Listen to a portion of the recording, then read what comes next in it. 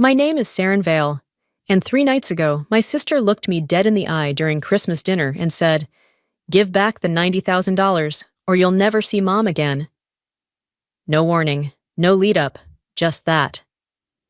I was holding a glass of wine, halfway through a breath, when the entire room fell silent, forks mid-air, eyes shifting toward me, like a jury that had already decided the verdict.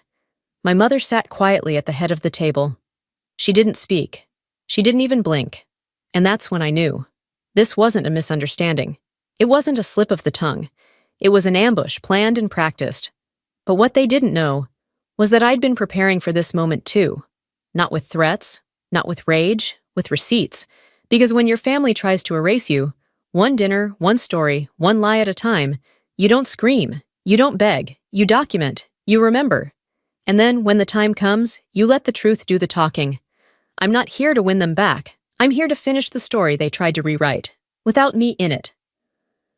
It happened at exactly 7:12 p.m., just as we were finishing the roasted duck and passing around the pear salad Kaya always pretended to make herself. My wine glass was resting on a coaster I'd brought from home. Ceramic, hand-painted, a quiet reminder that I'd contributed something to this evening. Kaya stood up suddenly, her chair scraping loudly against the hardwood floor. "Give back the $90,000, she said, each word like glass cracking in slow motion. "Or you'll never see Mom again." I blinked. Once. Twice. I looked at her face. So calm. Almost rehearsed. Desmond set down his fork. Carefully. Like this was a script he didn't want to fumble. "And Mom? Eleanor?" She didn't even look at me. Just picked at her napkin. Like it was a crossword puzzle. The room fell into a hush so thick I could feel the air tighten around my ribs. My Aunt Shirley glanced at me. Lips parted slightly in confused horror. But no one said a word. No one asked what Kaya meant. Because they already knew. They had planned this. My chair, positioned just slightly outside the perfect ring of the table, suddenly made sense. The awkward seat placement. The missing name card. The wine bottle never making it back down to my end. None of it was random. It had all been arranged, and I was the only one who hadn't been told the part I was playing. I tried to steady my breathing. My hand instinctively brushed my purse beneath the table, fingers grazing the envelope inside. Not yet, I thought. Let them finish the scene. Kaya's voice rose again, syrupy with fake concern. "We just want clarity, Seren. The estate statements don't match. You moved the money last year, said it was for hospice care, but we never saw the bills. You can't expect silence forever." I kept my voice flat. "You think I stole from her?" "No," Kaya said with a smile that didn't reach her eyes. "We're not accusing, we're demanding. There's a difference." Desmond chimed in like a backup vocalist. "We have records, we just want our share." My share. That was rich. My hands were cold, my wine untouched. I looked down at the tablecloth, ivory, pressed, spotless, and realized that I wasn't angry yet. I was hollow, like the part of me that used to care about their opinions had been scooped out long ago, and I was just now discovering the vacancy. I glanced toward Mom again, still no eye contact. She adjusted her bracelet. That tiny motion felt louder than Kaya's entire performance. They didn't want an explanation. They wanted a confession. And when they didn't get it, they wanted a spectacle. But I wouldn't give them either. I reached for my water glass instead, took a slow sip, and said nothing. Because the truth? I wasn't afraid of losing them. I'd already lost them years ago. I don't remember the exact moment I became the invisible one in my own family. It wasn't a single event. It was erosion. Quiet, consistent, like rain slowly wearing down stone. There was the time they printed the family reunion photo and left my name out of the caption. Or the church recital, where Kaya read the poem I'd written, word for word, without credit. Or the tribute video at Dad's memorial, where my segment vanished and hers grew longer. Those moments didn't scream betrayal. They whispered it. But that night, as I sat at the table being accused of stealing $90,000 from my dying mother, the whispers turned into a chorus. What they didn't know was this. The money didn't come from the estate. It came from me. It was nearly 3 years ago. I'd gotten a call from Dad at 1:38 in the morning. His voice was thin, trembling. They denied the final round, he'd said. Medicare wouldn't cover the clinical trial. He was scared, not of dying, but of telling Mom he'd relapsed. I know I don't deserve it, Seren, but if this gives me even a few more months. I didn't hesitate. I wired the money that same night, $90,000. My savings, no receipt, no documentation, just a desperate act of faith. And I kept it quiet, because that's what he asked. Don't tell your mother, it'll break her. He died before the treatment ever began. I didn't ask to be thanked. I didn't even tell anyone. Because back then, I still believed that doing the right thing would eventually be seen for what it was. But I was wrong. I sat through that Christmas dinner, listening to Kaya demand proof I'd never prepared, accuse me of betrayal I'd never committed, while the very woman I'd protected, Mom, sat 5 feet away and said nothing. The thing that gutted me wasn't the accusation. It was the silence. That kind of silence doesn't happen overnight. It builds over years. Every missed acknowledgement, every moment when I was the one doing the work behind the curtain while someone else took a bow. I remembered the handmade scrapbook I gave last year, a collection of letters, photos, and clippings from Dad's final months. I had stayed up 3 nights to finish it. I wrapped it in navy blue paper and wrote a note on the inside cover, for the man who taught me to hold steady when the world tipped sideways. Kaya handed it to Mom with a smile and said, I thought we could finally honor Dad properly. She didn't even flinch as she took credit. No one questioned it, even when my handwriting was on the bottom of the page. Small, neat, dated, even when I froze in place, even when I opened my mouth, then shut it, afraid I'd look petty if I spoke up. So I didn't. I swallowed it like everything else. That night, at the Christmas table, the same scrapbook sat on the buffet behind Kaya, open to a photo I'd taken in the hospital, Dad smiling through tubes. It felt like a joke, like I'd been rehearsing for the wrong play. And then, Junie appeared beside me, 9 years old, innocent, eyes wide. Aunt Seren, she whispered, did you really steal from Grandma? I blinked, stunned. What? I heard it, she said. You take credit for stuff, but it's okay now. We're not supposed to talk about it. I wanted to scream. Not at her, but at the fact that even the children had been taught to mistrust me. That's when I realized. This wasn't carelessness. It was character assassination. Whispered over casseroles, baked into traditions, delivered one hint at a time until even the next generation believed it. And somehow, I'd let them. But not anymore. After the dinner, I didn't go home right away.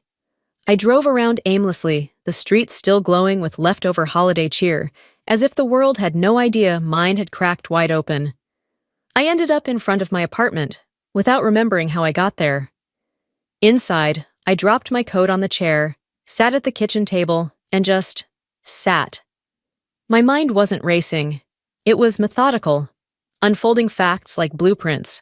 I powered up my laptop, not out of impulse, but instinct. Years of auditing reports and unraveling misappropriated budgets had trained me well. And what I needed now was not comfort. It was clarity. That's when I remembered the backup drive. It was tucked inside a drawer I hadn't opened in months. A small silver thumb drive with a faded label that read, Dad, Hospice. I plugged it in. The files loaded slowly, folders dated, labeled, meticulous. Transfer logs, scanned invoices, even call summaries from every doctor I'd spoken to. And then I saw it. A PDF titled MVP_transfer_90k.pdf. I opened it. It was a record of the wire transfer I'd made to Mountain View Hospice Trust. Date, amount, routing number, everything. From my personal checking account, not the estate, not Eleanor's, mine. I stared at it, a cocktail of relief and fury flooding my chest. This wasn't just proof. It was protection. They thought I didn't keep receipts. They thought wrong. But I wasn't done. In a folder marked estate_communications, I found something else. A scanned copy of the original draft of the will, dated 4 years ago. My name was listed plainly. 40% of the estate, along with specific notes from my father about items from his study, meant for the one who remembers. I grabbed the envelope Kaya had handed me the week before. Just an update Mom wants everyone to have. I laid both documents side by side on the screen, and there it was. The signature. Eleanor's handwriting had always been consistent. Looped L's, upward slant, a steady baseline. But the signature on the new version? Slanted backward, shaky, the L completely wrong. It wasn't hers. I dug out an old birthday card Eleanor had written me in October. Compared the signature, no match. I exhaled. Then I whispered to the empty room, "You forged our mother's signature." The shock didn't rattle me. It sharpened me. This wasn't an emotional collapse. It was a shift, like ice solidifying after a long thaw. I wasn't afraid anymore. I wasn't waiting for someone to save me. They thought erasing me from a will would erase me from the family. That removing my name from paper would erase the proof of everything I'd done, everything I'd carried. But I still had the paper, and I still remembered everything. I began building the timeline, dragging files into a new folder, labeling every document with precision. Then I reached for my phone and typed a message to someone I hadn't spoken to in over a year. Me. "Hey, I might have something for you, just hypothetically." She was a compliance attorney with the district attorney's office. We weren't friends, but we'd been through audits together. She knew I didn't cry wolf. Her reply came within 60 seconds. Her. "Got time after the holiday? Coffee or war room setup?" I smiled for the first time in days. Me. "Let's say both. I'll bring the files." I didn't walk into that house like a victim. I walked in like a ledger balancing itself. The second dinner was supposed to be a truce. Desmond's idea. "Let's just clear the air," he'd said. "Start the new year without drama." I didn't laugh when I read the text. I just packed my files and wore the earrings Dad gave me the year I landed my first executive audit. Small, silver drops. His idea of elegance. This time, there was no folding chair. A proper seat had been added. But there was still no place card for me, just like before. The message hadn't changed, only the method. Kaya greeted me at the door with a practiced smile. "Glad you came. We just want peace, Seren." I nodded once. "I brought something, just in case Truth wanted to join us this time." Her smile twitched. Dinner started with cautious small talk. Desmond asked about my job. Mom commented on the cranberry glaze like it was a newsworthy breakthrough. No one asked why I'd come. No one asked if I was okay. So I waited. I waited until the dessert plates hit the table. Until the second pour of coffee. Until the moment everyone felt safe again. Then I reached into my bag and placed my phone in the center of the table, face down. Kaya raised an eyebrow. "What's that?" I looked her in the eye. "Insurance." I tapped play. The room fell silent as the first voice came through, clear, undeniable. "Don't dust the side drawer. That's where she keeps the backup. Will said she'd clean it up before anyone noticed." It was Maribel, Mom's longtime friend, recorded during a phone call 6 months earlier. She had no idea I'd kept it. Eleanor's spoon paused mid-stir. Kaya's shoulders stiffened. Desmond stared at his plate like it held the answers. I tapped again. Kaya's own voice played next, lifted from a wine-soaked backyard conversation. "She'll probably cry and disappear. That's her thing. Besides, once it's in writing, it's real. No one checks signatures. They just sign where I say." The sound of her laugh in that moment felt like gasoline poured across the tablecloth. No one spoke. No one moved. I took a sip of water. Then I pulled a sealed envelope from my tote and slid it across the table. "This," I said calmly, "is a formal report, prepared for the district attorney's office. It includes financial records, forensic analysis, and witness statements. You have until New Year's." I didn't raise my voice. I didn't cry. I didn't beg for understanding. I simply stood, pulled in my chair, and adjusted my coat. Kaya opened her mouth, but for once, no sound came out. Desmond blinked like he was waking up from a dream. Mom, Eleanor, watched the candle flicker like it was the only thing keeping her rooted to the room. "I won't make a scene," I added, glancing at her. "You've all had enough of those." And I walked out. Outside, the cold bit through my sleeves. But I didn't rush, because I wasn't fleeing. I was done pretending I owed them more than the truth. I should have known Kaya wouldn't let it end quietly. 3 days later, my phone rang just after sunrise. It was HR from my firm. The voice on the line was clipped but cautious. "Hi, Seren. We need to speak with you urgently. A recording surfaced overnight. It's sensitive. Legal's already involved." A link followed. I sat frozen at the edge of my bed, thumb hovering. The moment I tapped play, I knew. It was my voice. Only it wasn't. I adjusted the records. Doesn't matter, they'll believe me anyway. The voice was mine. The tone, the cadence, the clipped pauses I'd trained myself to use in boardrooms. But the words? I'd never said them. Not in that order, not in that way. It was a fabrication, expertly spliced, digitally scrubbed, context ripped apart and rearranged. Someone had taken raw audio from years of conversations and built a weapon. Kaya's final gambit. For a moment, I couldn't breathe. The old panic rose fast, cruel and familiar. What if they believe her? What if all the files I've gathered, all the truth I've secured, isn't enough? But I didn't fold. I went into that office with every receipt, every metadata chain, every forensic flag ready for inspection. They listened.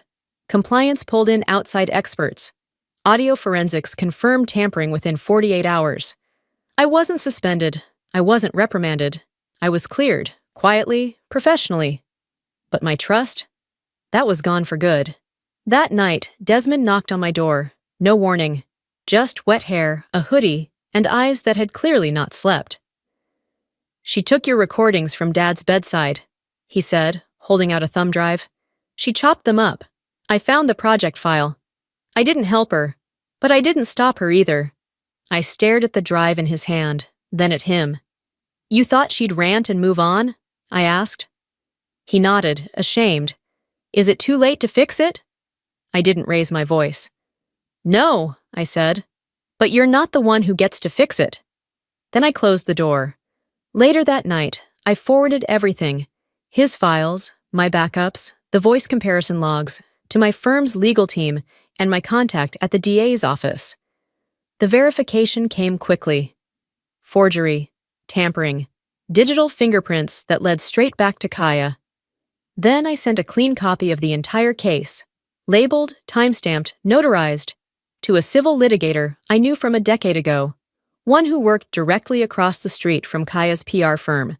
I didn't want headlines. I didn't want revenge. I just wanted record. Because they thought they could rewrite the story. But I'd kept the original. I didn't return to that house again. Not for Easter, not for birthdays, not even when the neighborhood newsletter announced Eleanor had moved into assisted living. Kaya was suspended within days. No statement, no spin, just silence. Desmond relocated, sent a single text that read, "I don't expect forgiveness, just, thank you." I saved it, not for him, but for myself. A reminder that even the quiet ones eventually feel the heat. Junie, though, started spending weekends with me. No court orders, no drama. Just a backpack, a toothbrush, and a girl who still trusted me.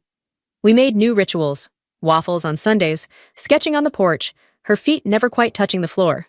One evening, she looked up from her drawing and asked, "Why don't we go over there anymore?" I didn't rush to answer. "Because," I said softly, "sometimes a place stops being home, even if your name's still on the mailbox." She nodded, like she understood more than she should, then went back to shading in the sky with blue crayon. Later that night, I opened an old box I'd moved through 5 apartments, but never unpacked. Inside was the olive green handkerchief Eleanor always claimed she'd thrown away, embroidered with a single M. She hadn't thrown it away. I'd seen it in her purse the night she sat silent. I laid it on my nightstand, not out of sentiment, but clarity. A week later, my firm promoted me to lead a new initiative, one I'd quietly pitched months ago, a financial literacy program for women disinherited by family manipulation.